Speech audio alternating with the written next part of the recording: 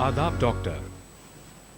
Good evening. आदाब आदाब doctor ma'am, हम आपका आज एक बार फिर इस्तकबाल करते हैं। जी हाँ, एक ऐसा शो ये है जहाँ पर हमारे साथ live in the studio doctor साहिबा मौजूद होती हैं, जो कि आपके पूछे हुए तमाम सवालात का लाइव ऑन एयर जवाब देती हैं। आज कई घर ऐसे हैं जो औलाद ना होने की तकलीफ से, गम से गुजर रहे हैं। इनफर्टिलिटी एक फास्ट ग्रोइंग प्रॉब्लम बनती जा रही है, एक तेज़ बढ़ती हुई परेशानी सोसाइटी के लिए बनती जा रही है। क्या है इसकी वजह, क्या है इसका हल, हम जानेंगे डॉक्टर मानसा से। तशरीफ़ ये लाई है डॉक्टर चैतन्या क्योर क्लिनिक से। अगर आपके पास कोई भी सवाल है इनफर्टिलिटी के हवाले से तो आप हमें कॉल कर सकते हैं। नंबर से 0402331380 और 0402331380। खुश आमदीद कहते हैं हम डॉक्टर मानसा को। आज एक दफ़ा फिर आप आई हैं हमारे स्टूडियो में, बहुत बहुत शुक्रिया। बहुत ही सेंसिटिव सी मौजू के ऊपर हम डॉक्टर साहिबा बात करते हैं, जो कि है इनफर्टिलिटी। बहुत सी वजहें आपने बताई हैं कि क्या कॉजेज़ होते हैं इनफर्टिलिटी के। क्या लाइफस्टाइल भी एक इम्पॉर्टेंट रोल प्ले करती है इसमें? या एक्चुअली लाइफस्टाइल पे भी इनफर्टिलिटी या फिर फर्टिलिटी भी डिपेंड करेगी, क्योंकि जब लाइफस्टाइल में चेंजेस होंगे, आजकल तो ज़्यादा स्ट्रेस ले रहे हैं लोग और अपने खाने पीने के तरीके देखने के लिए या फिर कोई भी डाइट एंड रेजिमेंट फॉलो करने के लिए उनके लिए वक्त ही नहीं है। तो ऐसा फास्ट कल्चर में जब बाहर का जंक फूड ज़्यादा लेंगे या फिर एक्सरसाइज की कमी होगी तो हार्मोनल इम्बैलेंस और उसके साथ साथ ओबेसिटी, ये दोनों प्रॉब्लम्स आजकल बढ़ते जा रहे हैं। और उसके साथ साथ जो थायराइड है या फिर कोई भी अदर तरीके के हार्मोनल इम्बैलेंस भी हम देख चुके हैं। तो ऐसे हार्मोनल इम्बैलेंसेस में मेल्स में तो एरेक्शन प्रॉब्लम्स या फिर प्रीमेच्योर एजैकुलेशन, उसके साथ साथ स्ट्रेस भी, मेंटल स्ट्रेस ज़्यादा लेने से भी ये इनफर्टिलिटी प्रॉब्लम तक पहुंच सकता है। और फीमेल्स में तो ज़्यादा स्ट्रेस लेने की वजह से या फिर एक्सरसाइज ठीक से नहीं करने की वजह से हार्मोनल इम्बैलेंस हो सकते हैं। और हार्मोनल इम्बैलेंस जब होंगे तो एनोवुलेटरी साइकिल्स यानी ओव्यूलेशन में दिक्कत हम देख सकते हैं। जब भी ऐसा कल्चर में अल्कोहल, स्मोकिंग और ये भी ज़्यादा बढ़ते जा रहे हैं, ये लेने से भी टेस्टोस्टेरोन हार्मोन भी कम हो जाएगा। और मेल्स में जब टेस्टोस्टेरोन कम होता है तो स्पर्म प्रोडक्शन भी डिक्रीज हो जाता है, इरेक्शंस में भी प्रॉब्लम हम देख सकते हैं। तो खास करके लाइफस्टाइल भी और उसके साथ साथ मेंटल स्ट्रेस भी इनफर्टिलिटी के लिए बहुत बड़ा रीज़न बन सकता है। ओके, सिर्फ जेनेटिक रीजंस ही नहीं, सिर्फ इंजरीज ही नहीं, सिर्फ और बीमारियां नहीं, बल्कि क्या हम खाते हैं, क्या पीते हैं, वो भी इनफर्टिलिटी जैसी प्रॉब्लम तक पहुंच जाती है। डॉक्टर मानसा, एक टेस्टिकुलर कैंसर होता है मेल्स में जो कि इनफर्टिलिटी की रीज़न तक पहुंचता है, थोड़ा सा इसके बारे में बताएं। जब भी टेस्टिकुलर कैंसर होगा, टेस्टिस में कोई भी ट्यूमर जैसा होगा तो टेस्टिकुलर फंक्शन डिक्रीज हो जाएगी। जब टेस्टिकुलर फंक्शन डिक्रीज होगा और खास करके टेस्टिस में स्पर्म प्रोडक्शन कम हो जाता है तो वो इनफर्टिलिटी तक लीड हो सकते हैं। और हार्मोनल इम्बैलेंस भी होने की चांसेस है। और जब कैंसर से लोग गुजरते हैं तो जनरल बॉडी का इम्यूनिटी पावर, रेसिस्टेंस, ये सब भी बहुत कम हो जाते हैं। और इम्यूनिटी लेवल्स कम हो जाने की वजह से बार बार और रिपीटेडली फीवर या फिर रिपीटेडली कोई इन्फेक्शंस आना, ये तो कॉमन है। जब इन्फेक्शंस होंगे तब भी ग्रोथ और स्पर्म प्रोडक्शन या फिर मोटिलिटी भी दोनों भी कम हो सकते हैं। बेहतर। अच्छा, अगर हम मेल से फीमेल्स के ऊपर आ जाए तो कहते हैं फीमेल्स में भी अगर कुछ हार्मोन्स एलिवेट होते हैं, कुछ हार्मोन्स बढ़ते तो वो भी इनफर्टिलिटी तक पहुंचते हैं, हमारी फर्टिलिटी को अफेक्ट करते। तो थोड़े से वो कौन से हार्मोन्स हैं, हमें उनके बारे में बताएं। ज़्यादा आजकल तो हम LH हार्मोन ज़्यादा बढ़ने की वजह से फर्टिलिटी में प्रॉब्लम्स हम देख रहे हैं। LH ज़्यादा जब बढ़ेगा तब PCOD होगा या फिर कोई भी हार्मोनल इम्बैलेंस होगा। FSH और LH ये दोनों भी हमें ओव्यूलेशन के लिए बहुत ज़रूरी है और इनका रेशियो 3:1। FSH ज़्यादा रहनी चाहिए और LH कम होना चाहिए। हम ये FSH LH हार्मोन्स के लिए और बाकी 3 हार्मोन्स के लिए भी मेंसेस में, जिन्हें रेगुलर मेंसेस होते हैं, मेंसेस में दूसरा, तीसरा या चौथा दिन हम हार्मोन्स का टेस्ट करेंगे। और ये हार्मोन्स जब बैलेंस्ड कंडीशन में रहेगा तभी एग क्वालिटी अच्छे से रहेगा और एग जब रिलीज़ होना है तभी रिलीज़ होगा। जब LH ज़्यादा बढ़ जाता है तो डिलेड साइकिल्स आएंगे और ओव्यूलेशन में भी हम दिक्कतें देख सकते हैं। और प्रोलैक्टिन भी एक अदर हार्मोन है जिनके बढ़ने के वजह से भी ओव्यूलेशन में दिक्कतें हम देख सकते हैं। ज़्यादा तो ये प्रोलैक्टिन हार्मोन थायराइड अबनॉर्मैलिटीज़ में या फिर थायराइड डिसऑर्डर्स में ज़्यादा बढ़ने की चांसेस है। ओके, ओव्यूलेशन की आपने बात की। बहुत से हमारे पास कॉलर्स आते हैं, ईमेल्स ऐसी आती हैं जो ख़वातीन इस मसले से गुजर रही होती हैं, जिसमें ओव्यूलेशन के दिक्कत से वो गुजर रही होती हैं। इसका क्या ट्रीटमेंट है होम्योपैथी में, हम इस पर बात करेंगे। डॉक्टर मानसा प्रोग्राम का आगाज़ करते हैं, पहली कॉल शामिल करते हैं। गुड इवनिंग, आदाब डॉक्टर। हेलो, खुश आमदीद। जी हाँ, मैं अंजलि बोल रही हूँ दिल्ली से। जी अंजलि जी। मैं डॉक्टर से ये पूछना चाहती हूँ कि मुझे एडिनोमाइसिस की प्रॉब्लम है। ओके। और एडिनोमाइसिस की प्रॉब्लम इतनी सिवियर हो चुकी है, इट्स अ बिग एडिनोमाइसिस। मैं एक बार उसकी सर्जरी भी करा चुकी हूँ, जिसमें थोड़ा सा उन्होंने एडिनोमाइसिस रिमूव किया था। बट देन अभी भी मुझे काफी प्रॉब्लम है, जिसके कारण मेरे को कंसेप्शन में प्रॉब्लम आ रही है। राइट, जरूर आपकी डॉक्टर मदद करेंगी। 1 year old और मेरी शादी को 6 साल हो चुके हैं। ओके, और आपके मेंस्ट्रुअल साइकिल रेगुलर है? क्योंकि मैं अभी पीछे एडिनोमाइसिस का इलाज करा रही थी, तो मुझे एक पर्टिकुलर टाइप ऑफ इंजेक्शन दिए जाते थे, जिसके कारण मेरे पीरियड्स को रोका हुआ था 5-6 महीने के लिए, क्योंकि एडिनोमाइसिस इंक्रीज करता है विद द पीरियड्स। गॉट तो इट। उसकी वजह से अभी नहीं आ रहे थे, बट अभी मेरे को लास्ट साइकिल जो आई है दैट वाज नॉर्मल। 18 तारीख को मेरे को साइकिल आई थी, लास्ट मंथ। बेहतर। मैम मजीद कुछ जानना चाहेंगे इनसे आप? बहुत शुक्रिया आपने कॉल किया, ज़रूर आपकी मदद की जाएगी। Thank you so much. जी डॉक्टर। एक्चुअली एडिनोमायोसिस यानी यूट्रस का अंदर का लेयर जब एंडोमेट्रियम मायोमेट्रियम के तरफ बढ़ने जाता है तो एडिनोमायोसिस हम कहेंगे। जब भी एडिनोमायोसिस होगा वो इडियोपैथिक रीजन से, यानी इसका काज हम नहीं कह सकते हैं, या फिर फैमिलियल टेंडेंसीज और हेरिडिटरी डिसऑर्डर्स के वजह से भी ये हो सकता है। एडिनोमायोसिस के लिए आप हार्मोन्स का इलाज आप ले रहे हैं, तो इसी के वजह से आपका पीरियड्स में इम्बैलेंस भी हो रहा है। अगर अब पीरियड्स रेगुलर भी आएंगे तो हम उन्हें रेगुलर पीरियड्स नहीं कह सकते। ये ट्रीटमेंट छोड़ने के बाद 2-3 महीने के बाद तब आपका कंडीशन कैसा है उसके हिसाब से हमें आपको ट्रीटमेंट देना पड़ेगा। और एडिनोमायोसिस के लिए या फिर कोई भी ऐसा ओवरग्रोथ के लिए हमारे होम्योपैथी में बहुत अच्छा सा इलाज है। आप ऑनलाइन ट्रीटमेंट ले सकते हैं, हमारे पास drchaitanyas.com हमारा वेबसाइट है। बेहतर। मैम हम बात कर रहे थे, इस कॉल के बाद हम बात कर रहे थे ओव्यूलेशन के बारे में भी, तो ज़रा उसको हम डिस्कस कर लेते हैं कि जिनको ओव्यूलेशन नहीं हो रहा है, इससे शिकायत से गुजर रहे हैं, क्या आपके लिए मशवरा है उनके लिए? Actually ovulation normal regular menses आने वाले लोगों में 11th डे से लेकर 18th डे के बीच में होना है, और उसका साइज़ होना है 18 से लेकर 22 mm तक। फॉलिकल का साइज़ भी होना है। जब ये ओव्यूलेशन नहीं होगा, इनका पीछा हमें हार्मोनल इम्बैलेंस का एक वजह हो सकता है। जब FSH LH दोनों हार्मोन्स में बदलाव होते हैं या फिर दोनों में डिफरेंसेस हो जाते हैं तो ये ओव्यूलेशन नहीं होने के चांसेस है। खास करके डिलेड ओव्यूलेशन या फिर अर्ली ओव्यूलेशन ये भी हम देख सकते हैं। जब ओवम का स्ट्रेंथ अच्छा नहीं होगा, हार्मोन्स भी अच्छे तरह से नहीं होंगे, ऐसा डिलेड पीरियड में भी ओव्यूलेशन होने के चांसेस है। कुछ लोगों में मेंसेस भी 2 महीने में या फिर 3 महीने में भी होते हैं। ऐसा डिलेड साइकिल्स होने वाले लोगों में भी ओव्यूलेशन के लिए प्रॉब्लम हम देख सकते हैं। और ये अनओव्यूलेटेड साइकिल्स के लिए होम्योपैथी में अच्छा सा इलाज है, बिना कुछ हार्मोनल मेडिकेशन के, बिना कुछ साइड इफेक्ट्स के। हम ऐसा 80% से ज़्यादा केसेस में ओव्यूलेशन पा चुके हैं। राइट, हमें कॉल शामिल करते हैं। गुड इवनिंग, आदाब डॉक्टर। हेलो, हाँ गुड इवनिंग, हम मोनिका बोल रहे हैं बनारस मोनिका, खुशामदीद। थोड़ी सी आवाज़ अपनी ऊंची करें और डॉक्टर से सवाल पूछें। हमें दरअसल ये पूछना है कि हमारी शादी को 8 साल हो रहे हैं। 2 साल पहले हमें एक बेबी हुआ था, मतलब सही होने के बाद ही इंफेक्शन हो गया था रुबीना, उससे वो एक्सपायर कर गया था। नॉर्मल हुआ, तो उसके बाद से हमें प्रेगनेंसी आ नहीं गई है, 2 साल हो गया। हमने अभी टेस्ट कराया है तो उसमें हमारी एक ट्यूब ब्लॉक निकली है, लेफ्ट साइड वाली। जी। आपकी उम्र क्या है? हाँ, आपकी उम्र क्या है? मेरी उम्र 30 इयर्स है। ओके, और आपकी मेंस्ट्रुअल साइकिल रेगुलर है? हाँ, मेरी रेगुलर है। जनरली हम लोग पहले नहीं, हम 1-2 दिन 4 दिन हमारी ऊपर होके ही होती है।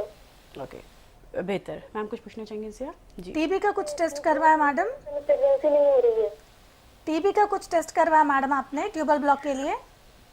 ये क्या कह रही है? टीबी ट्यूबरकुलोसिस का कुछ टेस्ट करवाया आपने? ये हमने टेस्ट करवाए, सारे टेस्ट हमारे नॉर्मल आए, सिर्फ एक यही HSG करवाया तो उसमें एक ट्यूब ब्लॉक आई है मेरी लेफ्ट साइड की। ओके, और टॉर्च 10 तरह के वायरल इन्फेक्शंस के लिए कुछ टेस्ट करवाया? हमने सारा करवाया, सब नॉर्मल आया है। ठीक है, बेहतर। बहुत शुक्रिया कॉल करने के लिए। जी मैम, इन्होंने एक ट्यूब में ब्लॉकेज बताई है, वही प्रॉब्लम ही बता रही हूँ। एक्चुअली कभी कभी ट्यूबरकुलोसिस के अलावा क्लेमिडिया यानी सेक्सुअली ट्रांसमिटेड डिसीजेस के वजह से भी ये ट्यूब्स बंद हो सकते हैं। और पेल्विक इन्फ्लेमेटरी डिसीजेस से भी ट्यूब्स का इन्फ्लेमेशन होना या फिर ट्यूब्स चिपक जाना, ये सब भी हम देख सकते हैं। तो क्या कॉज है वो देखना पड़ेगा। और उसके साथ साथ ट्यूबल ब्लॉक क्लियर कर सकते हैं हम, वो भी ओनली मेडिकेशन के साथ। ओनली मेडिकेशन के साथ ट्यूबल ब्लॉक 5 या 6 महीने में हम 90% से ज़्यादा केसेस में अब तक क्लियर कर चुके हैं। तो एक बार आपका प्रीवियस रिपोर्ट्स लेकर हमें कांटेक्ट करने की कोशिश कीजिए।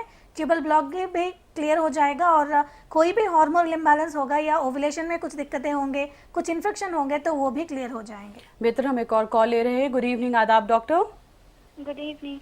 वेरी गुड इवनिंग, क्या नाम है आपका? तानिया, तानिया जी, कहाँ से हैं आप? कर्नाटका से। क्या सवाल है आपका? मेरी शादी होकर 2.5 years हो गए हैं हम्म एंड मैंने अभी एब्डोमिनल स्कैन करवाया। उसमें मेरी राइट ओवरी में सिस्ट बतवाया है, 5 सेंटीमीटर्स का है और उसका ही ट्रीटमेंट चल रहा है मेरा। 3 months का ट्रीटमेंट चल रहा है और मेरा प्रोलैक्टिन लेवल थोड़ा ज्यादा भी है एंड थायराइड लेवल भी ज्यादा है।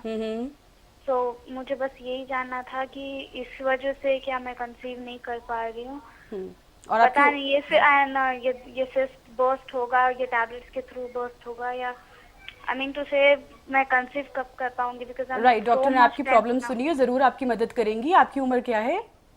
22। और मेंस्ट्रुअल साइकिल नॉर्मल? या मेंसेस 30 days का है साइकिल। Okay fine. मैम कुछ पूछना चाहेंगे इनसे आप? कुछ ओवुलेशन के लिए टेस्ट करवाया मैडम? जी हाँ, ओवुलेशन के लिए टेस्ट करवाया है मैंने। क्या बताया गया? वो 2.42 mg/ml आया, सेटिस्फैक्टरी है वो भी। Okay okay, thank you so much, आपने कॉल किया, ज़रूर डॉक्टर आपकी मदद करेंगी।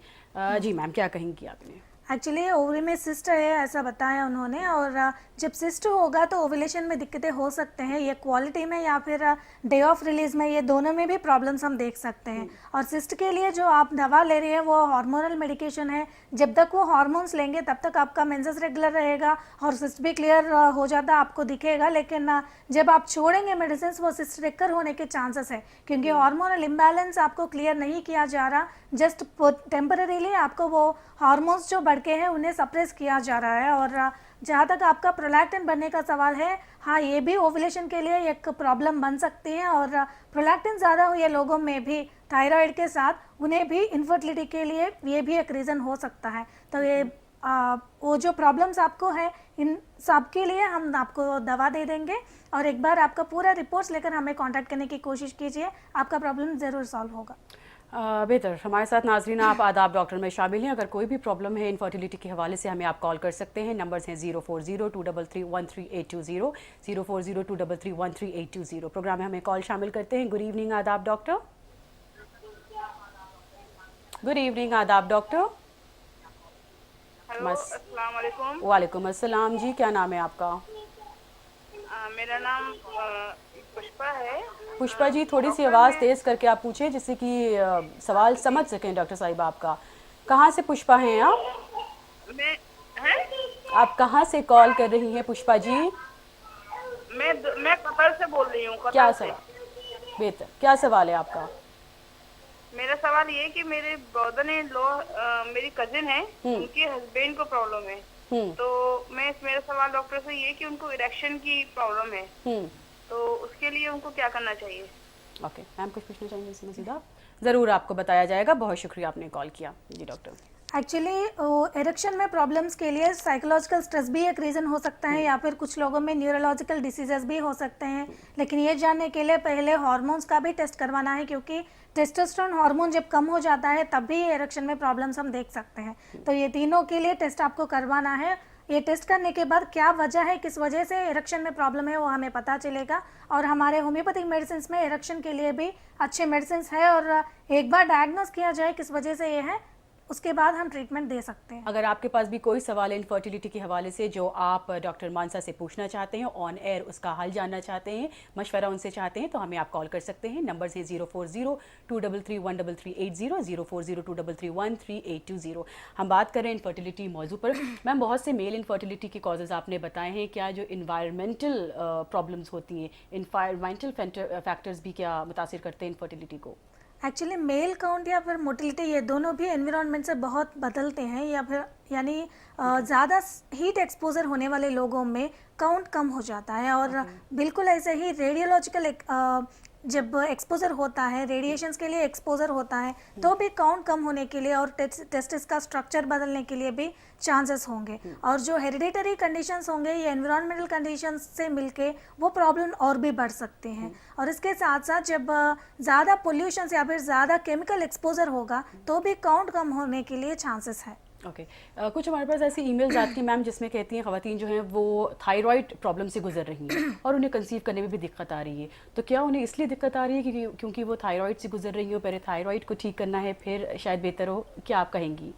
एक्चुअली बहुत सारे लोगों में थायराइड होने के बावजूद बच्चे होंगे, और जब थायराइड हार्मोन नॉर्मल होगा और ओव्यूलेशन पे थायराइड का कुछ असर नहीं होगा तो कोई प्रॉब्लम नहीं होगा। लेकिन कुछ लोगों में थायराइड के वजह से प्रोलैक्टिन हार्मोन ज़्यादा बढ़ जाता है, और ये प्रोलैक्टिन हार्मोन के साथ साथ थायराइड हार्मोन्स, ये दोनों भी ओव्यूलेशन को रोक सकते हैं। जब ओव्यूलेशन में दिक्कत होगा तब जरूर कंसीव करने में प्रॉब्लम्स हो सकते हैं। लेकिन जब भी थायराइड होगा, फर्टिलिटी के लिए प्लान कर रहे हैं या फिर बच्चों के लिए प्लान कर रहे हैं, तो थोड़ा सा सावधान रहना पड़ेगा। ओके हम एक कॉल शामिल कर लेते हैं। गुड इवनिंग, आदाब डॉक्टर। अस्सलाम वालेकुम। वालेकुम सलाम। हमारा को 3 महीना से मेंसेस नहीं हो रहा और बच्चे भी नहीं है, 2.5 साल हुआ। ज़रूर आपकी मदद की जाएगी। अपना नाम बताएं और कहाँ से कॉल कर रही हैं आप? रेहाना, हैदराबाद से। जी रेहाना, आपको मेंसेस नहीं हो रहे हैं और बच्चे भी नहीं है, 2.5 साल हुआ शादी होके। एक साल? 2.5 साल। 2.5 साल हो गए। आपकी उम्र क्या है? 25। ओके रेहाना, आपने कुछ टेस्ट करवाया, कुछ डायग्नोस हुआ, क्या प्रॉब्लम है? तो हमारे को है कि वो ओवेरिस 39। सॉरी? ओवेरिस। ओके, और आपने अपने हस्बैंड के कुछ उनके कोई टेस्ट हुए हैं? कुछ भी नहीं हुआ। ओके मैम, कुछ इनसे मजीद पूछना चाहेंगी? जी। पहले से आपका साइकिल ऐसा डिलेड में आते थे मैडम, या फिर अभी ऐसा हुआ? तो 2 महीने से ऐसा हो रहा, 2 टाइम से। इससे पहले रेगुलर साइकिल्स आते थे? हाँ। और कुछ दवा खाते थे आप? कुछ भी नहीं खाते थे। अच्छा, 3 महीने, अभी ये 3 महीनों में कुछ टेस्ट वैसा करवाया आप? कुछ भी नहीं कराई। अच्छा ठीक है। रेहाना, बहुत शुक्रिया आपने कॉल किया। ज़रूर डॉक्टर आपकी मदद करने की कोशिश करेंगी। जी मैम, आपने सुनी इनकी प्रॉब्लम को, क्या सजेस्ट करेंगी? एक्चुअली अगर इससे पहले रेगुलर साइकिल्स था, अभी अगर मेंसेस ऐसा 3 महीने तक रुक गया तो शायद ये प्रेगनेंसी भी हो सकती है।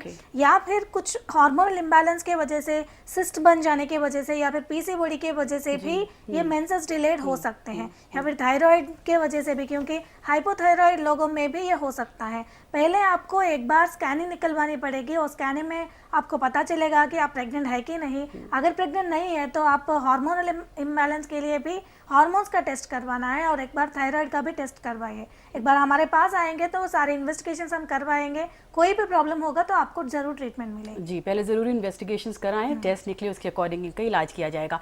मैम, हम फिर थोड़ा सा मेल इनफर्टिलिटी के हवाले से आपसे सवाल करते हैं। वेरिकोसिल वेन्स होती हैं और ये भी इनफर्टिलिटी तक पहुंच जाती हैं, हमें थोड़ा सा इसके बारे में बताएं। हम आपसे जानेंगे। मैम इजाज़त हो तो अभी हम कॉल पहले ले लेते हैं। गुड इवनिंग, आदाब डॉक्टर। हेलो जी। हाँ, मैं दिल्ली से नेहा बोल रही हूँ। जी नेहा, क्या सवाल है आपका? जी, मेरा सवाल ये है कि मेरी 2 बार मैंने डिलीवर किया। एक 7 मंथ्स में मैंने डिलीवर किया था, it was a girl child, और वो भी एक्सपायर हो गई। फिर दूसरे बार में 1 साल के बाद मैंने एक बेबी बॉय डिलीवर किया, तो उसमें भी कुछ मतलब उसमें डिफॉर्मिटी थी। वो पूरा ठीक से वो नहीं होता, वो पूरे महीने में डिलीवर हुआ था। 9 मंथ्स में सब कुछ नॉर्मल था, लेकिन फिर भी वो बचा नहीं। फिर मैंने सारे टेस्ट कराया, सारे टेस्ट नॉर्मल आए, तो मैं रीजन जानना चाहती हूँ। ओके, आपकी उम्र क्या है? 30 इयर्स। और कितना अरसा हो गया है शादी को? मेरी शादी को अभी 4 साल हुए हैं। बेहतर। रिहाना, आपकी मेंस्ट्रुअल साइकिल रेगुलर है? हाँ हाँ हाँ। ओके, आपने अपने और अपने हस्बैंड के भी सारे टेस्ट करवाए हैं? हाँ हाँ, सब कुछ नॉर्मल आया है, ऐसा कुछ है। भी नहीं है। मैंने 2 बार डिलीवर भी किया जी, ऐसी बात नहीं है। जरूर आपकी मैम मदद करेंगी। मैम कुछ पूछना चाहेंगे सीधा? आप टॉर्चस्टन वायरल इन्फेक्शंस के लिए टेस्ट करवाया मैडम? वो अबॉर्शन होने के सारा कुछ टेस्ट कराया, जितना भी डॉक्टर ने कहा था मैंने सब कुछ टेस्ट कराया। Everything was normal. उसमें टॉर्चस्टन का टेस्ट था मैडम? हाँ, वो इन्वेस्टिगेशंस में टॉर्चस्टन का इन्फेक्शन था आपको? टॉर्च टेस्ट वो भी हुआ था। हाँ, वो कैसा था? वो भी नॉर्मल था। अच्छा, और आपके हस्बैंड के सेमेन एनालिसिस में कुछ इन्फेक्शंस थे? नहीं नहीं नहीं, सब नॉर्मल था। सब मैंने क्रोमोजोमल भी करा लिया कि हो सकता है कुछ क्रोमोजोम के डिफेक्ट से कुछ हुआ हुआ, लेकिन वो भी नॉर्मल आया। और आपकी शादी रिलेटिव्स में किया गया था? हाँ, आप दोनों क्लोज रिलेटिव्स हैं? नहीं हम लोग रिलेशन में नहीं किया है शादी। अच्छा, ओके, ठीक है मैम। क्या ऐसी दिक्कत क्या हो सकती है? ज़रूर आपकी वो मदद करेंगी, आपको ज़रूर बताएंगी कि क्या आपको करना चाहिए। आपने हमें कॉल किया, बहुत बहुत शुक्रिया, thank you so much. Ma'am सुना आपने इनकी प्रॉब्लम को, क्या कहेंगी? एक्चुअली बहुत बार ऐसा हो सकता है क्योंकि स्टिल बर्थ या फिर बच्चा पैदा होने के बाद डिफॉर्मिटीज, कंजेनिटल डिफॉर्मिटीज, बहुत बार ये टॉर्चस्टन ही इसका रीज़न हो सकता है। और कभी कभी फैमिलियल टेंडेंसीज या फिर कुछ स्ट्रॉन्ग सिफिलिटिक टेंडेंसीज हम कहेंगे, होम्योपैथिक प्रिस्क्राइब में हम ये भी कंसिडर करेंगे। सिफिलिटिक टेंडेंसीज जब रहेंगे तो भी ये डिफॉर्मिटीज बच्चों के लिए आ सकते हैं। और आपका एग जो बन रहा था, अगर वो स्ट्रेंथ ही नहीं है या फिर इन्फेक्शन से वो करप्ट हो चुकी हैं तो भी ये हो सकता है। एक बार आपके पूरे रिपोर्ट्स लेकर हमें कांटेक्ट करने की कोशिश कीजिए। आपके पूरे रिपोर्ट्स लेकर अगर कुछ भी बचा है तो वो भी हम करवाएंगे, उसके बाद आपका ट्रीटमेंट ज़रूर होगा। ऐसा रिपीटेडली अबॉर्शन से या फिर ऐसा स्टिल बर्थ से या फिर बर्थ होने के बाद डेथ होना चिल्ड्रन का, ये सब के लिए भी होम्योपैथी में बहुत अच्छे मेडिसिन होंगे। जब आप होम्योपैथिक मेडिसिन के बाद कंसीव करेंगे तो प्रेगनेंसी भी हेल्दी आएगी और उसके साथ साथ डिलीवरी तक भी वो फीटस हेल्दी रहेगी। हम एक और कॉल शामिल करते हैं। गुड इवनिंग, आदाब डॉक्टर। हेलो हेलो, नमस्ते। मैं नमस्कार। रामगुंडम से बोल रही हूँ, रामगुंडम। हेलो, जी हाँ, क्या नाम बताया आपने? मेरा नाम डॉक्टर सूर्या है। एक्चुअली मैं गायनेकोलॉजिस्ट हूँ। तो मेरी एक नॉर्मल डिलीवरी हुई थी। मेरी 18 इयर्स की बच्ची थी, वो मर गई। जी। तो एक ही बच्ची थी, उसके बाद 2 अबॉर्शंस भी हुए। अभी मेरा एज ज्यादा है, 46 इयर्स, लेकिन पीरियड्स रेगुलर हो रहे हैं। पहला भी मेरा नॉर्मल डिलीवरी था। मैंने ट्यूबेक्टमी नहीं करवाया है, HSG नॉर्मल है। एक IVF साइकिल भी करवाया था अभी 1.5 इयर्स के बाद, 1.5 इयर्स बैक। ओके। तो ओसाइट्स आए थे लेकिन प्रेगनेंसी नहीं हुआ। तो क्या इतने एज में होम्योपैथी में कोई होने के चांसेस हैं कि नहीं है? बिल्कुल। आप कुछ पूछना चाहेंगे सर? मैडम, हस्बैंड का सेमिनल एनालिसिस टेस्ट नॉर्मल है मैडम? नॉर्मल है। उनका एज 48 है। ओके, नॉर्मल है लेकिन। ठीक है मैडम, बहुत शुक्रिया, आपने कॉल किया, ज़रूर डॉक्टर बताती हैं आपको। जी। जब आपका मेंसेस रेगुलर है, ओवुलेशन ठीक से हो रहा है, तो 45 इयर्स का एज के भी लोग हमारे पास प्रेगनेंसी ला चुके हैं मैडम, तो कोई प्रॉब्लम नहीं। जब तक आपका मेंसेस ठीक से चलेंगे और हार्मोन्स ठीक से रहेंगे, ओवुलेशन ठीक से होगा, आपको एवरी चांस है कंसीव करने में, ये आपको भी पता है। तो एक बार कांटेक्ट करने की कोशिश कीजिए। यस, हम एक और कॉल की तरफ बढ़ते हैं। गुड इवनिंग, आदाब डॉक्टर। हेलो जी। अस्सलाम वालेकुम। वालेकुम सलाम। जी, मैं सायरा बोल रही हूँ। कहाँ से सायरा? जी, हेलो, बम्बई से। सायरा, क्या सवाल है आपका? जी, मेरी शादी होके 12 साल हो गया। मेरी 10 साल की लड़की है। उसके बाद से कोई बच्चा नहीं हुआ। तो आप बताइए कुछ करने का। बेहतर। सायरा, आपने अपनी उम्र क्या बताई? जी, मेरी शादी होके 12 साल हो गए। मेरी उम्र 30 साल है। ओके, और आपकी मेंस्ट्रुअल साइकिल नॉर्मल? हाँ, सब नॉर्मल। आपने कुछ टेस्ट करवाए हैं? जी नहीं, कुछ भी नहीं। कुछ नहीं फिलहाल का। मैम, क्या पूछना चाहेंगे इनसे आप? ज़रूर डॉक्टर आपकी मदद करती हैं, बहुत शुक्रिया कॉल करने के लिए। जी मैम।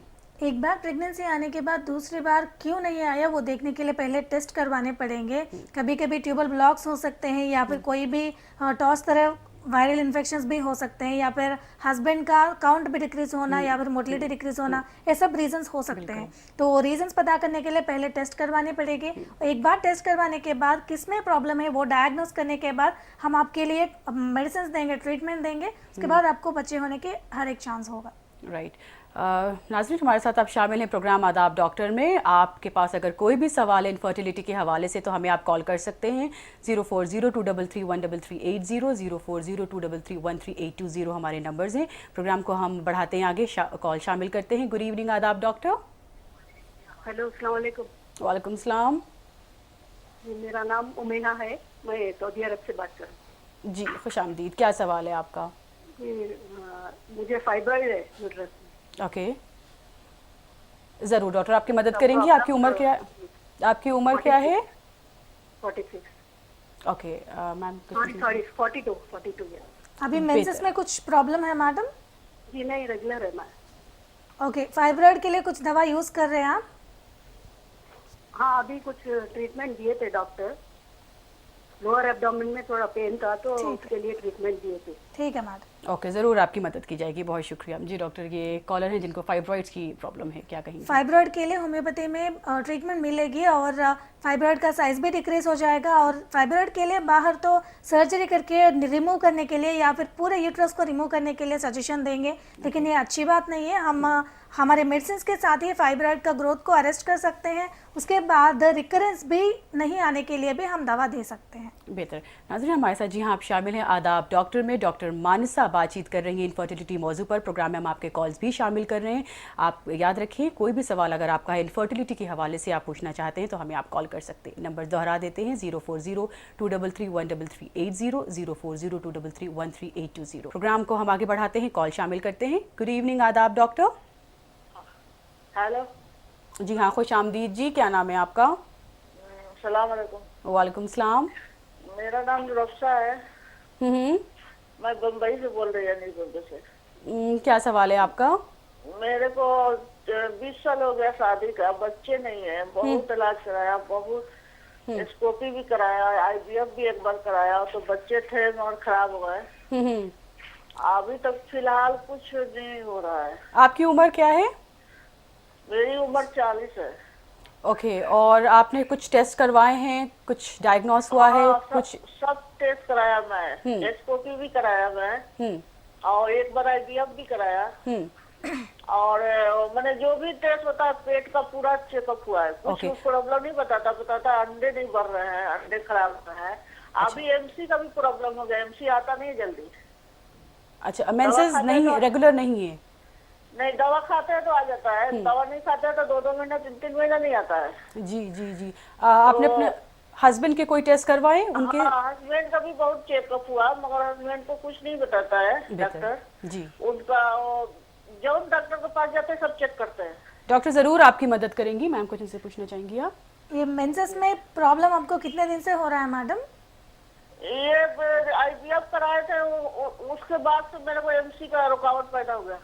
कितने महीनों से? ऐसा कुछ नहीं, जब दवा खाते तो आ जाता है। कब से ये आपको प्रॉब्लम हो रही है मेंसेस में?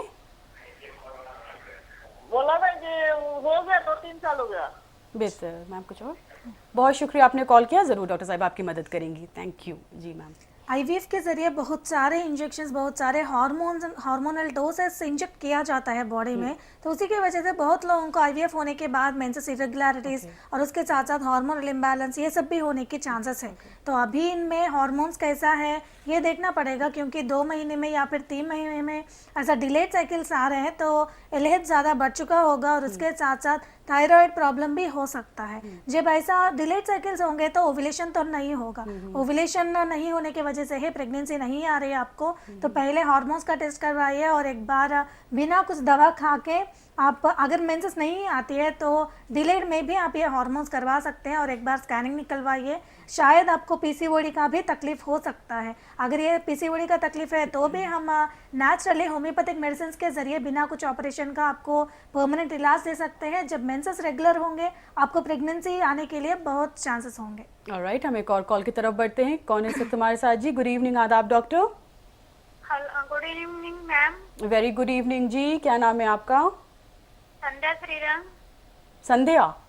हाँ, संध्या श्रीराम। कहाँ से हैं आप? हम नागपुर से बात कर रहे हैं। अच्छा, क्या सवाल है, क्या पूछना चाहती हैं आप? मेरी शादी को 5 साल हो गए, मैं 35 ईयर की हूँ, अभी तक मेरे को एक भी प्रेगनेंसी नहीं रही और मेरे बाकी सब नॉर्मल है, लेकिन मेरी नली ब्लॉक है और अभी डॉक्टर बोल रहे कि डैमेज है। वो TB हुई थी मेरे को, तो बोल रहे कि डैमेज हो गए आपकी नली। ओके, और मेंसेस रेगुलर हैं? हाँ, मेंसेस रेगुलर हैं? हाँ, मेंसेस रेगुलर है। ऑलराइट, मैम कुछ और पूछना चाहेंगी? ट्यूबल ब्लॉक एक तरफ है मैडम या फिर दोनों तरफ है?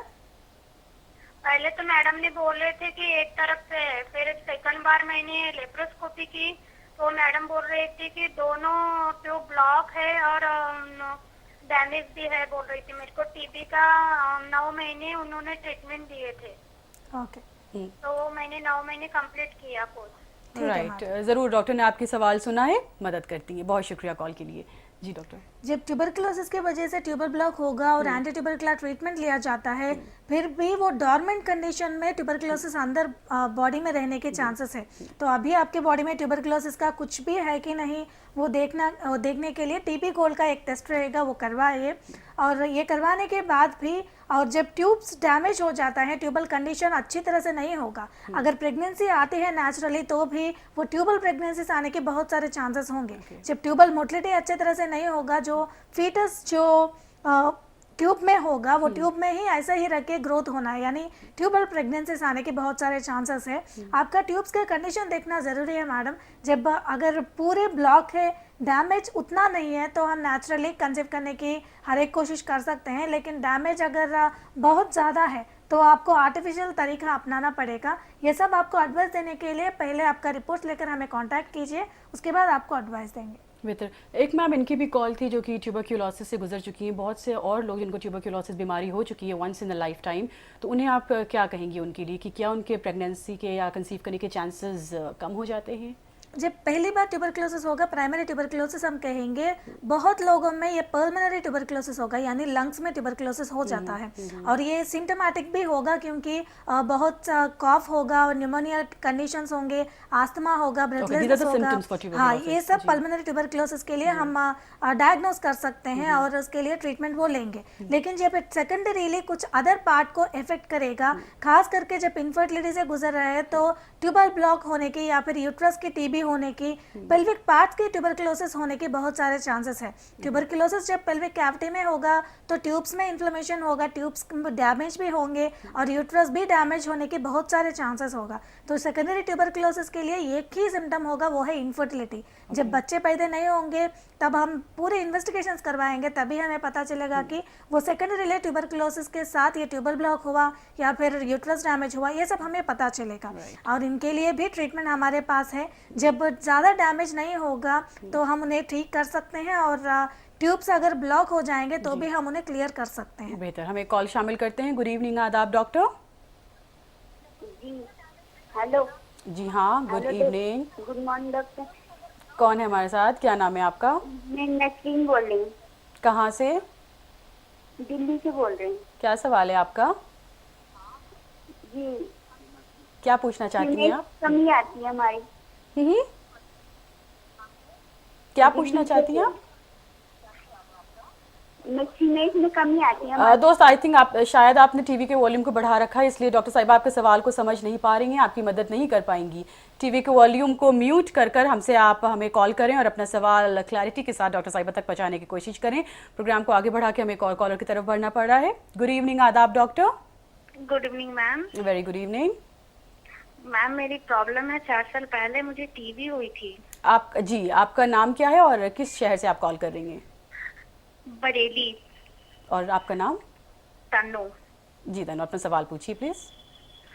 मैम, मुझे 4 साल पहले टीबी हुई थी और मुझे एक बार मेरी प्रेगनेंसी कंसीव भी की, लेकिन मिसकैरेज हो गई थी। मैंने टेस्ट करवाया तो मेरी एक राइट ट्यूब ब्लॉक आई है। जी ओके। तो मैं डॉक्टर से ये जानना चाह रही हूँ कि क्या फिर मुझसे मेरी प्रेगनेंसी कंसीव हो सकती है? आपकी उम्र क्या है? मेरी उम्र 26 और मैं हेमोपैथिक ट्रीटमेंट भी ले रही हूँ। Okay right. मैम क्या मुझसे पूछना चाहेंगी? ज़रूर आपकी मदद करेंगी। बहुत शुक्रिया कॉल के लिए। जी डॉक्टर। जब ट्यूबल ब्लॉक होगा या फिर ट्यूब्स में कोई भी प्रॉब्लम होगी, इन्फेक्शन होगी, तो तब अगर प्रेगनेंसी आएगी, वो ओवम भी करप्ट होने की वजह से अबॉर्शंस होने के बहुत सारे चांसेस हैं। अभी आपके बॉडी में ट्यूबरकुलोसिस है कि नहीं वो भी देखना पड़ेगा। और एक तरफ ब्लॉक है लेकिन दूसरा तरफ खुला है ना, उससे भी प्रेगनेंसी आ सकती है, ऐसा भी आप सोच सकते हैं। लेकिन जब ये करप्ट होगा तो कैसे भी अगर प्रेगनेंसी आएगी तो भी अबॉर्शंस होने के चांसेस है। अभी आप होम्योपैथी का दवा ले रहे हैं तो वो दवा लेके आप देखिए, अगर ट्यूब खुला है तो कोई प्रॉब्लम नहीं है, अगर ट्यूब नहीं खुला तो हमारे पास आ जाइए। हम ट्यूबल ब्लॉक को 5 या 6 महीने में हम क्लियर कर सकते हैं। 90% से ज़्यादा ऐसे केसेस हैं जिन्हें ट्यूबल ब्लॉक को हम क्लियर कर चुके हैं। drchaitanyas.com हमारा वेबसाइट है, उनमें क्यूट केसेस में ऐसा केसेस भी हम रख चुके हैं। एक बार देखिए और हमें कांटेक्ट करने की कोशिश कीजिए। मैम अगर ट्यूबरकुलोसिस से सफ़र आपने किया है, 9 मंथ्स का इसका कोर्स होता है, 9 मंथ्स का कोर्स करने के बाद अगर ये पूरी तरह क्योर हो चुका है, तो तभी क्या है चांसेस कि ये वापस आए, इन्फेक्शन ये दोबारा फैले और अफेक्ट करे फर्टिलिटी को? एक्चुअली एंटी ट्यूबरकुलर ट्रीटमेंट जैसे एलोपैथिक लोग देते हैं ट्यूबरकुलोसिस के लिए, उनसे क्योर कभी नहीं होता। 9th मंथ का जो कोर्स होता है, 9th मंथ का, या फिर कुछ लोग तो 1 साल भर के भी यूज करते हैं, लेकिन वो क्यूर नहीं होगा। उन्हें वो इन्फेक्शन को सप्रेस करते हैं और इन्फेक्शन का रिजल्ट्स को हमें बाहर नहीं देखने देते। तो इसी के वजह से वो ट्यूबरकुलोसिस कुछ भी अगर बचा होगा तो डॉर्मेंट कंडीशन में किसी न किसी टिश्यू में वो ऐसे ही रहेगी। जब उन्हें चांस मौका मिलेगा या फिर कोई भी इम्यूनिटी लेवल्स कम हो जाएंगे बॉडी के, तो तब वो बाहर निकलने के हर एक चांस है। तो इसीलिए एक बार अगर कंसीव करना चाहते हैं, अगर पास्ट में कभी भी ट्यूबरकुलोसिस हुआ तो टीबी के लिए एक बार फिर से टेस्ट करवा के अगर है तो ट्रीटमेंट रिपीट करे तो अच्छा होगा। राइट, हम एक और कॉल लेते हैं। गुड इवनिंग आदाब डॉक्टर। Good evening. आपकी आवाज़ माजूद चाहते हैं, हम तक नहीं पहुंच पा रही है। क्या नाम है आपका? माजूद चाहते हैं, आपकी आवाज़ नहीं हम तक पहुंच पा रही है। प्रोग्राम को हम आगे बढ़ाते हैं और एक और कॉल की तरफ बढ़ते हैं। हमारे साथ शामिल हो चुके हैं कौन इस वक्त? गुड इवनिंग आदाब डॉक्टर। हेलो, अस्सलाम वालेकुम। वालेकुम अस्सलाम। जी, क्या नाम है आपका? डॉक्टर से ये पूछना था, मैं भोपाल से बोल रही हूँ, मेरी 3 बार डीएनसी हो चुकी है। ओके। तो मेरे को ये पूछना था कि मेरा यानी कि ऑपरेशन बार बार हो जाता है और अब मेरा जो है यानी रुक नहीं रहा है बच्चा है। 3 बार डीएनसी हो चुकी है। अच्छा, आपकी उम्र क्या है? मेरी उम्र है 25 ईयर। 25 साल की आपकी उम्र है। Menstrual cycle regular? जी, वो तो सब रेगुलर है। बेहतर, मैम मज़ीद पूछना चाहेंगे इनसे? इससे पहले कभी प्रेगनेंसी आया मैडम? मुझे मैम 13 मंथ हो गए हैं जब मेरी डीएनसी हुई थी, उसके बाद मैं अभी तक प्रेग्नेंट नहीं हुई हूँ। अच्छा, और डीएनसी किस वजह से आपको करवा रहे इतने बार? मैडम, पहली बार मेरा ऐसा हुआ था कि बच्चा जो है ना 3 मंथ बाद जो है मेरा भी स्क्रैच हो गया था, बच्चा अंदर जान नहीं पड़ी थी उसकी। अच्छा, ठीक है। ओके, शुक्रिया, आपने कॉल किया, ज़रूर आपकी मदद की जाएगी। जी डॉक्टर। जब रिपीटेड अबॉर्शन होंगे उसके बहुत सारे वजह हो सकते हैं, और एक होगा इन्फेक्शंस और दूसरा होगा यूट्रस की स्ट्रेंथ अच्छे से नहीं रहना, या फिर कुछ शेप या पोजीशन में भी गड़बड़ है तो भी ये हो सकता है। और जब मेल्स में अगर इन्फेक्शंस होगा तो भी उसके वजह से फीटस करप्ट होने के वजह से भी अबॉर्शन हो सकता है। और ग्रोथ अच्छे से नहीं होना यानी हार्मोनल इम्बैलेंस के वजह से भी अबॉर्शन हो सकता है। किस वजह से अबॉर्शन हुआ और उनके फैमिलियल टेंडेंसीज कैसा है, कुछ सिफिलिटिक टेंडेंसीज है क्या, ये सब देखने के बाद उनके लिए अगर ट्रीटमेंट हम देंगे होम्योपैथी में, तो आपको जब भी आप अगली बार कंसीव करेंगे तो नेचुरल हेल्दी कंसेप्शन होगा और वो भी अबॉर्शन नहीं होने के भी बहुत सारे चांसेस हैं। बेहतर। हमारे साथ नाज़रीन आप शामिल हैं प्रोग्राम आदाब डॉक्टर में। हमारे साथ मौजूद हैं स्टूडियो में डॉक्टर मानसा, तशरीफ़ ये लाई हैं डॉक्टर चैतन्या क्योर क्लिनिक से। हम बातचीत कर रहे हैं इनफर्टिलिटी मौजू पर। प्रोग्राम में आपके कॉल्स भी शामिल किए जा रहे हैं। अगर कोई भी आपका सवाल है इनफर्टिलिटी के हवाले से, हमें आप कॉल कर सकते हैं। नंबर्स हैं 0402331330, 0402331380। प्रोग्राम को बढ़ाते हैं आगे और एक लाइव कॉल शामिल करते हैं प्रोग्राम में। गुड इवनिंग आदाब doctor. Good evening ma'am. Very good evening जी, क्या नाम है आपका? जी शकीला तबस्सुम, मैं गाजियाबाद से बात कर रही हूँ, दिल्ली से। ओके, क्या जी सवाल है आपका? मैम 12 साल हो गए शादी हुए, बच्चे नहीं हैं हमारे पास। जी, मैं गंगाराम हॉस्पिटल में भी इलाज करवाई हूँ बहुत ज्यादा, सारा अंडा फंडा सारा इलाज करवाई हूँ, समझिए ऑपरेशन भी की डॉक्टर, लेकिन कुछ हुआ नहीं। अंदर बोलती हैं कि उसमें ट्यूब नहीं है, तो 2-3 ट्यूब थे खराब हो गए हैं। अब क्या टेस्ट आए हैं, क्या डॉक्टर्स बोलते हैं? डॉक्टर बोलते हैं कि अंदर जो ट्यूब था वो खराब हो रहे हैं, ट्यूब नहीं है कि जिसमें बच्चा रुके। जी, आपकी उम्र क्या है? हमारी उम्र कम से कम, आपकी उम्र 27 होगी। 27? जी 25-27 लगभग। 26-27 आपकी उम्र है। आपके मैडम मेंसेस रेगुलर हैं? जी मेंसेस बिल्कुल बेहतर। और हस्बैंड का आपने कोई टेस्ट करवाया, उनकी कुछ रिपोर्ट्स? हस्बैंड बिल्कुल ओके हैं, उनके पास कोई सारा चेक कराए हैं, बिल्कुल बेहतर बेहतर, ज़रूर आपकी मदद की जाएगी। डॉक्टर कुछ पूछना चाहेंगे इनसे आप?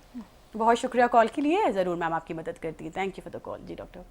कंसीव करने के लिए नहीं करने के लिए बहुत सारे रीजंस हो सकते हैं। एक है अंडा नहीं बनना, या फिर एग रिलीज में कोई भी प्रॉब्लम होना, और ट्यूब्स के स्टेटस में कुछ गड़बड़ होना। और ट्यूब्स जब ब्लॉक हो जाते हैं या फिर डैमेज हो जाते हैं, कोई भी ट्यूबल डिसीज़ होगा, उसके साथ भी आप कंसीव नहीं कर सकते। या फिर अंडे अगर नहीं सही तरह से नहीं बन रहे तो भी आपको प्रॉब्लम हो सकती है।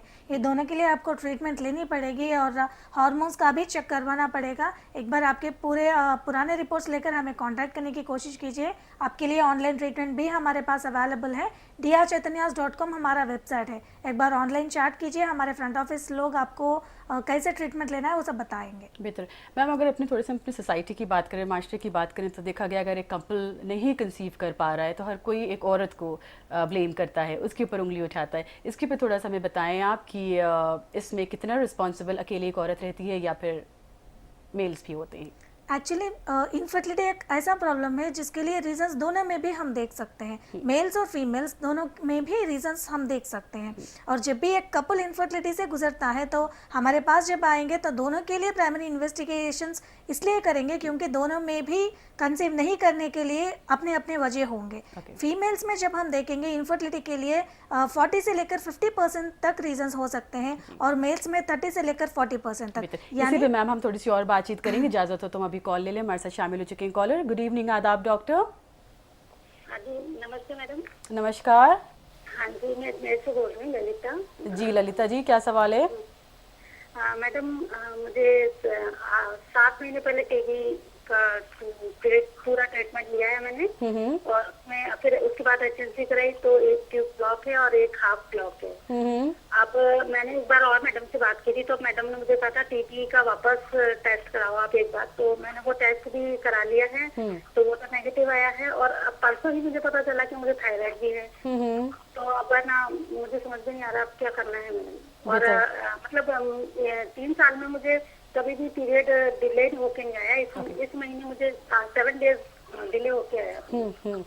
ओके, आप पूछना चाहेंगे मुझसे? और ज़रूर आपकी मदद की जाएगी। बहुत शुक्रिया कॉल के लिए। जी डॉक्टर की मदद कीजिए। जब ट्यूबरकुलोसिस के लिए आपने दवा लिया था वो ट्यूबर ब्लॉक क्लियर करने के लिए नहीं था, तो इसीलिए ट्यूबरकुलोसिस का ट्रीटमेंट होने के बावजूद आपका ट्यूबर ब्लॉक का स्टेटस ऐसा ही है। तो ट्यूबर ब्लॉक क्लियर करने के लिए अभी आपको दवा लेनी पड़ेगी। आपको लेप्रोस्कोपी सजेस्ट किया गया था, लेकिन वो एक डायग्नोस्टिक प्रोसीजर है। अंदर क्या है वो जानने के लिए एक इन्वेस्टिगेशन है, वो एक ट्रीटमेंट का तरीका नहीं है। तो लेप्रोस्कोपी के ज़रिए हम ट्यूब्स को नहीं खुलवा सकते। अगर जब खुल भी गए तो भी इन्फेक्शन अगर बॉडी के अंदर वैसा ही रहता है तो रिकरेंस ट्यूबल ब्लॉक भी हम देख सकते हैं। और दूसरा प्रॉब्लम आपने बताया कि थायराइड प्रॉब्लम है। थायराइड प्रॉब्लम जब आता है तो उसके साथ साथ डिलेड साइकिल्स भी हम देख सकते हैं। दोनों के लिए आपको ट्रीटमेंट लेनी पड़ेगी। एक बार हमारे क्लिनिक में कांटेक्ट करने की कोशिश कीजिए। थायराइड के लिए और ट्यूबल ब्लॉक के लिए, दोनों के लिए आपको ट्रीटमेंट मिलेगी। बेहतर। जी मैम, हम बात कर रहे थे कि जब एक इनफर्टाइल कपल होता है, जब कंसीव नहीं कर पा रहा होता तो उसमें क्या 50-50% रेशो होता है कॉजेस का? एक्चुअली थोड़ा फीमेल्स में ज़्यादा है, 40 से लेकर 50% तक, लेकिन मेल्स में भी उससे इक्वल रेशियो यानी 30 से 40% चांसेस मेल्स में भी रीजंस हो सकते हैं, और 10% तक दोनों में भी रीजंस हम देख सकते हैं, और 10% मिसलेनियस होंगे यानी उनका रीज़न हम कह नहीं सकते। जी, अक्सर ऐसे लोग कॉल भी करते हैं और पता चलता है कि उनकी रिपोर्ट्स नॉर्मल आई है, कोई भी रीजंस नहीं है, कोई भी वजह नहीं है, कोई भी प्रॉब्लम नहीं है। जी एक्चुअली 1 साल के बाद भी लोग ऐसा पूरे इन्वेस्टिगेशंस करवाने के बाद पूरे नॉर्मल दिखेंगे। एक है कि उन्हें 1 और साल वेट करनी पड़ेगी, क्योंकि कुछ लोगों में नेचुरली 2 साल के बाद भी कंसीव करे हुए लोग भी हैं, और कुछ लोगों में फैमिलियल टेंडेंसीज, हेरिडिटरी डिसीजेस, ये भी बाहर हमारे जो रूटीन इन्वेस्टिगेशंस हम करेंगे उसके साथ हमें बाहर नहीं दिखेंगे, लेकिन फिर भी अंदर कुछ इन्फेक्शंस रहना या फिर टेंडेंसीज रहना, इसकी वजह से भी कंसीव नहीं कर पाते। लेकिन ऐसा अंधे की टेंडेंसीज के लिए और सिफिलिटिक या फैमिली बैकग्राउंड के लिए भी हम दवा दे सकते हैं होम्योपैथी में। उसके साथ साथ बहुत लोग कंसीव भी कर चुके हैं। बेहतर, हम एक कॉल शामिल करते हैं। गुड इवनिंग आदाब डॉक्टर। कौन है जिस वक्त हमारे साथ? Good evening. कॉलर हम तक नहीं पहुंच पा रहे हैं, हम इनका फिर इंतजार करते हैं। हेलो, गुड इवनिंग आदाब डॉक्टर। आई थिंक थोड़ी सी दिक्कत हो रही है कॉलर को हम तक पहुंचने में। हम इनफर्टिलिटी पे जी हाँ बातचीत कर रहे थे, तो इस तरह से आपने बताया कि वो लोग जिनकी टेस्ट आती हैं नॉर्मल कह लीजिए या फिर जिसमें रीजंस आइडेंटिफाइड नहीं होते, उनके बारे में आप क्या कहेंगी? उनकी किस तरह से इलाज किया जाए और कितने चांसेस होते हैं कि वो बेहतर? एक्चुअली कुछ लोगों में थोड़ा थोड़ा टेस्ट करके, यानी इनकम्प्लीट इन्वेस्टिगेशंस करने के बाद भी अगर वो नॉर्मल है तो वो सोचेंगे कि सब कुछ नॉर्मल है, तो पूरी तरह से इन्वेस्टिगेशंस दोनों में करवानी पड़ेगी। उसके लिए अगर कुछ बाकी रह गया तो वो इन्वेस्टिगेशंस भी करवानी चाहिए। अगर नॉर्मली अगर एवरीथिंग इज नॉर्मल तो फैमिलियल टेंडेंसीज के साथ भी हम ट्रीट कर सकते हैं, या फिर बचपन से लेके उन्हें क्या टेंडेंसीज है बॉडी में, किसके लिए वो ससेप्टेबल है और रेसिस्टेंस पावर कितना है, कुछ इन्फेक्शंस है, यूरिनरी ट्रैक्ट इन्फेक्शंस है, इन सारी चीज़ों के लिए भी ट्रीटमेंट देनी पड़ती है। ये ट्रीटमेंट होने के बाद बहुत लोग ऐसे नॉर्मल हुए लोग भी कंसीव करते हैं। ओके, बेहतर। नाज़रीन, हमारे साथ जी हाँ आप शामिल हैं प्रोग्राम आदाब डॉक्टर में। हम बातचीत कर रहे हैं इनफर्टिलिटी मौजू पर कि क्या इसकी वजह होती है और कैसे इसको सॉल्व किया जा सकता है। हमारे साथ मौजूद हैं डॉक्टर मानसा, तशरीफ़ लाई हैं डॉक्टर चैतन्या क्योर क्लिनिक से। प्रोग्राम को हम आगे बढ़ाते हैं और डॉक्टर मानसा से हम एक और सवाल पूछते हैं कि मैम, अक्सर देखा गया है कि जो प्रॉब्लम्स होती हैं वो बहुत सी रीजंस होती हैं। ओबिसिटी भी एक वजह होती है, जैसे कि प्रोग्राम के आगाज़ में ही आपने बताया था। तो अगर कोई बहुत ओबीस है या फिर बहुत ज़्यादा वेट हुआ है तो उन्हें आप क्या मशवरा देंगे कि पहले वो ओबेसिटी को कंट्रोल करें या फिर किस तरह से तालमेल बिठाएं? कोई भी मेडिकेशन वो यूज़ करे, ओबेसिटी जिनमें है तो हार्मोनल इम्बैलेंस होने के बहुत सारे चांसेस हैं, और मेटाबॉलिक रेट भी, बॉडी के मेटाबॉलिज्म भी ओबेसिटी के साथ इफेक्ट होगा।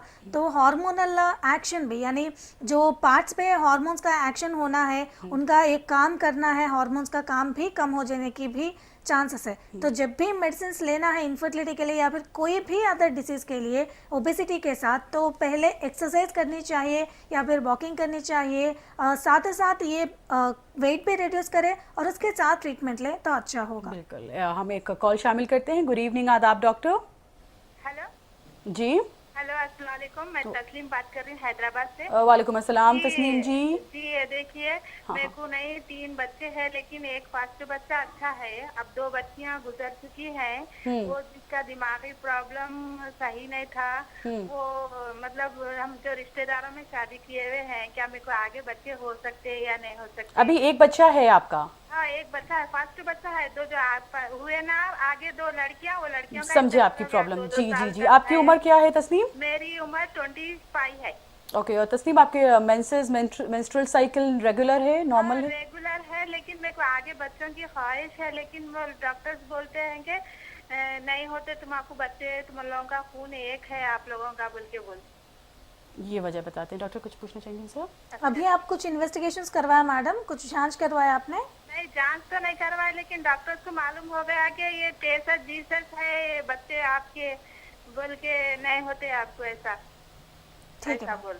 तस्नीम, बहुत शुक्रिया कॉल किया आपने हमें। ज़रूर डॉक्टर आपकी मदद करेंगी। शुक्रिया जी मैम। बहुत बार ऐसे रिलेटिव्स में मैरिज, यानी ब्लड रिलेशन में जब मैरिज किया जाता है तो जेनेटिक या हेरिडिटरी रीजंस की वजह से बच्चों में कुछ अबनॉर्मैलिटीज, डिफॉर्मिटीज ये भी हम देख सकते हैं। पहला बच्चा भी अंधा था और इसके बाद 2 बच्चियां भी गुजर गए, तो इसका मतलब है उनमें कुछ जेनेटिक रीजंस भी हो सकते हैं। और इन्फेक्शंस, वायरल इन्फेक्शंस जब होंगे तब भी ये हो सकता है।